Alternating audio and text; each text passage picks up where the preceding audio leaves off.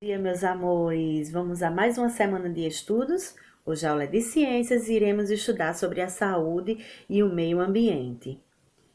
Meus amores, na Constituição brasileira, assim como consta no direito de todo cidadão à saúde, também se estabelece o direito a um meio ambiente equilibrado. Isso requer saneamentos básicos, moradia, água potável, garantindo-se com condições dignas de vida e equilíbrio ambiental. Existe uma relação direta entre pobreza e degradação ambiental. E problemas também de saúde. Percebemos que problemas como a insuficiência ou a ausência de serviços básicos de saneamento, de coleta e destinação adequada do lixo e condições também precárias de moradias somam-se a outras formas de poluição do ar, de água e de solo. De modo simplificado, podemos definir saneamento básico como conjunto de medidas, serviços e atividades que inclui o abastecimento, o tratamento e a distribuição de água, o acesso à rede de coleta e de tratamento de esgoto, a coleta e a destinação adequada de resíduos sólidos, incluindo também o lixo, e também a drenagem de águas das chuvas, o que previne inundações e enchentes. Na Constituição brasileira, o saneamento básico é definido pela Lei número 11.445 de 2007, como um direito de todo cidadão ao saneamento básico. A ausência ou a precariedade desse serviço afeta diretamente as condições de saúde da população e a incidência de doenças, sobretudo as transmissões pela água, onde em geral as populações mais carentes sofrem a maior parte dos efeitos negativos do crescimento descoordenado das cidades, o que aumenta as condições ambientais ruins e favoráveis à proliferação de doenças. Nesse caso, meus amores, é preciso que haja uma interação das questões de saneamento e também de meio ambiente, com políticas de saúde. A saúde ela não pode ser tratada sem considerar as mudanças sociais e seus impactos no ecossistema. Segundo os dados da Organização Mundial de Saúde, em decorrência da falta de saneamento básico em vastas regiões, os brasileiros eles convivem com epidemias e com endemias provocadas por agentes patológicos que são transmitidos e são propagados pela água. A OMS tem afirmado que cada dólar investido em saneamento básico economiza-se 5 dólares em atendimento médico nos postos de saúde e nos hospitais. Portanto, se houver investimento adequado em saneamento, haverá economia nos gastos dos tratamentos das doenças relacionadas, condições sanitárias ruins, né? Além disso, também serão contabilizados resultados de queda de índices de moradias, de mortalidades infantil, de doenças como a cólera e a leptospirose e de verminoses que acomete as pessoas com o trabalho, né? É fundamental, gente, não poluir o solo, o que vai evitar, entre outros problemas, a propagação de doenças, né? E também dos danos ambientais. O acúmulo de lixo favorece também a proliferação de organismos como insetos, ratos, que podem transmitir doenças. A falta do saneamento básico e outro fator é outro fator importante de contaminação do solo por esgoto e também pela água não tratada. Entre os seres que vivem no solo estão vermes, bactérias nocivos à saúde humana,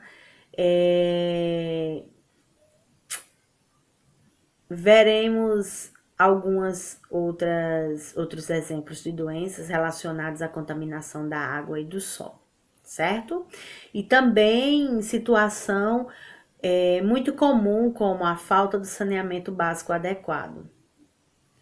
Essas doenças, meus amores, relacionadas à água e ao solo, podemos começar com a amebíase. A ameba, que se fixa nas paredes intestinais e de outros organismos, de outros órgãos, elas alimentam-se de glóbulos vermelhos.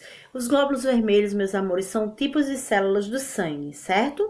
Então, esses protozoários, eles se multiplicam, infectando o organismo e provocando úlceras, que são aquelas feridas no intestino. A amebíase ela causa a diarreia, o vômito, a cólica e também causa anemia. A doença ocorre pela ingestão da água ou dos alimentos contaminados com fezes de pessoas doentes. Então, meus amores, temos outra, é a giardíase. A giardíase ela é causada pela giardia e seus sintomas são semelhantes à da ameba. A infestação ocorre pela ingestão de água e dos alimentos contaminados com as fezes do indivíduo que tem a doença. Causa fortes dores no ventre, náusea, ásia e difícil digestão. As fezes são muito fedidas, são líquidas e com frequência também avermelhadas. Assim como a amebíase, a giardíase é uma doença transmitida pelo solo e pela água contaminada. A prevenção é feita por meio do cuidado com a higiene pessoal e por medidas de saneamento básico. Tratamentos da água e a coleta e o tratamento do esgoto doméstico. Assim, evita-se que os protozoários eles voltem a infestar plantações, rios e lagos, impedindo que novas pessoas sejam contaminadas. A esquistossomose é uma das verminoses mais que infectam a população brasileira, é a esquistossomose. Ela é provocada pelo esquistossomo, que é um verme platelminthus, com a progressão de doenças, pode ocorrer o acúmulo de líquido na cavidade abdominal, por isso essa doença também é conhecida como barriga d'água. As fêmeas dentro do indivíduo, do indivíduo contaminado, elas depositam milhares de ovos que saem com as fezes. Essas fezes com os ovos, elas podem entrar em contato com a água do ambiente e com a larva, com lagos e riachos, e nessa água cada ovo vai formar uma larva chamada de miracídio, que penetra no caramujo, que é o hospedeiro intermediário do esquistossomo. Dentro desse caramujo, a larva ela vai se desenvolver e se produzir assexuadamente, dando assim origem a outras larvas, que são as cercárias. As cercárias, elas saem do caramujo e penetram na pele humana em ambiente com água contaminada. Por meio do sangue, essas larvas elas vão chegar até os vasos sanguíneos no fígado, onde elas vão se acasalarem, né? E depois vai reiniciar o ciclo. E assim o ser humano ele é considerado o hospedeiro definitivo desse verme. Mas como combater a barriga d'água? Constituindo fossas ou conectar-se instalações sanitárias à rede de esgoto, evitando assim a eliminação de fezes no ambiente, e também nunca entrar em águas como lagos, represas, açudes entre outros, onde existam os caramujos hospedeiros da esquistossomose. Combater também o caramujo hospedeiro, sem ele o ciclo de reprodução do verme, ele vai ser interrompido e a infestação também, certo? Temos uma outra doença que é a leptospirose. Além do consumo da água e de alimentos contaminados, o contato com a água de enchentes também representa um grande risco para a saúde. Por quê? Porque a transmissão da leptospirose, ela ocorre principalmente por meio do contato com a água ou com a lama de enchentes contaminadas com a urina do animal, que hospeda a bactéria Leptospira. Então, sobretudo são os ratos. A penetração da bactéria no corpo através da pele, ela é facilitada pela presença de algum ferimento ou arranhão. Também pode ser transmitida por ingestão da água ou dos alimentos contaminados. Após a água baixar, o perigo persiste, pois a bactéria ela continua ativa. Ela continua ativa lá enquanto houver umidade. O contato, meus amores, com a água ou com a lama das enchentes deve ser evitado. Por quê? Porque não é ambiente adequado para as crianças brincarem e também nem para pessoas se locomoverem por conta da bactéria, né? Da leptospira.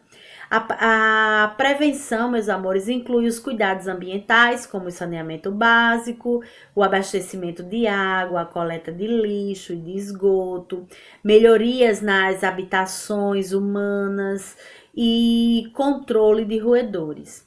Pessoas que trabalham na limpeza de lamas, de entulhos e desentupimento de esgoto, devem usar botas e luvas de borracha. As autoridades, elas continuam a fazer campanhas de alerta para a proliferação dessa doença no período de chuvas intensas, né? Então, meus amores, a febre amarela, a febre tifoide, tá? Então, a febre tifoide, ela é causada pela bactéria Salmonella entérica, do tipo TIF, uma doença que está associada a baixo nível socioeconômico, onde sobretudo as áreas com condições de saneamento precárias, além de baixa higiene pessoal e ambientes com tais características, né, praticamente está eliminada em países em que esses problemas foram superados. No Brasil, a febre tifoide ocorre nas regiões norte e nordeste, de forma endêmica, devido às condições de vida da população, tá? A febre tifoide, ela espalha-se por meio de água e de alimentos contaminados, como fezes humanas ou com urina que contém a bactéria. Bem como pelo contato próximo com alguém infectado, onde os sintomas geralmente inclui febre alta, dor de cabeça, vômitos, inchaços, dor abdominal e prisão de ventre ou diarreia. Ela pode ser mais grave em pessoas com saúde precária e o tratamento baseia-se em antibióticos e processo de reidratação do organismo, dependendo do quadro clínico do paciente, tá? O tratamento ele pode ser feito em casa com medicações oral. Embora haja vacina contra a febre tifoide, ela é apenas parcialmente eficaz. Em geral, é reservada para aqueles que podem estar expostos à doença ou estão viajando para áreas nas quais as doenças é comum. Hepatite A. A hepatite é o nome dado a qualquer tipo de inflamação no fígado, onde existem vários tipos de hepatite, como diferentes causas, né? Também conhecida como hepatite infecciosa. A hepatite A é uma doença contagiosa e que é causada pelo vírus A, VHA. Ela é transmitida quando o vírus eliminado nas fezes de alguém contaminado, ele é ingerido por uma pessoa sadia por meio de água ou de alimentos contaminados, e o contágio também é possível se a pessoa nadar em alguma água proibida ou poluída por esgoto. Comer algo preparado por alguém que não lavou as mãos após evacuar, ou se alimentar de frutos do mar oriundos de águas infectadas. A incidência da hepatite A é maior nos locais em que o saneamento básico ele é deficiente ou ele não existe, tá? Essas doenças elas podem não desencadear sintomas durante o período da incubação, que vai levar entre torno de uma média de 2 a 6 semanas. Os sintomas eles não se manifestam, mas as pessoas infectadas já é capaz de transmitir o vírus. Apenas uma minoria apresenta os sintomas clássicos, que são febre, dores musculares, cansaço, mal-estar, falta de apetite, náusea e também vômito. Icterícia, fezes amareladas ou esbranquiçadas e urina de cor escura são também outros sinais de hepatite A. O diagnóstico da doença é feito por exames de sangue. Não existe um tratamento único para a hepatite A. Ela será determinada pela avaliação médica e dependerá do estado de saúde do paciente. Uma vez infectada, a pessoa desenvolve imunidade contra a doença por toda a sua vida. Além disso, também existem vacinas para a hepatite A.